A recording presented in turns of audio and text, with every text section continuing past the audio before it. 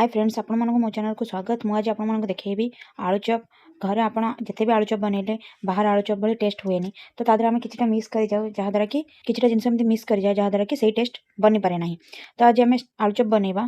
तो बनैबा पूर्व मो चैनल टी को सब्सक्राइब करनी हूँ।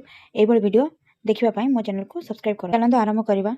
से मुझे रसुण नहीं कंचा लंका नहीं आंब अदा नहीं और साधा अदा नहीं आलू सिझाई भलसे चकट नहीं रसुण को मुझे भलसे छेची नहीं अदा आंब अदा तक अलग अलग सबको छेची नहीं लंका को भी भलसे छेची नहीं मुझे बीट को छोट छोट कर काटी नहीं बेसन रे लुण और खाइबा सोडा पकाई भल भाव फेंटे। प्रथम कड़ई रे तेल पकाई बीट को भाजी छोट खंड होता बीट को भाजी अदा एवं अदा एवं साधा अदा एवं लंका पकाई भल भाव भाजी नेबी।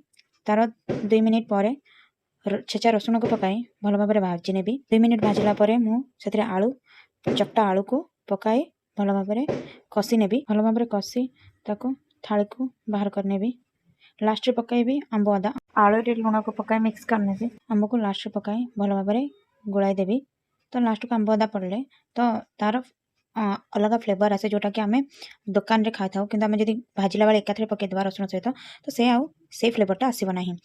बेसन रे आलू को गोल गोल करी भली गोलाई बरा टाइप रो पकाई छाणीदबा। दी साइड रू फुली गले छाणीदबा। दी साइड रू फुली जाइए बाहर करनबा। आपण माने बनातु और मो चैनल को सब्सक्राइब करी जान।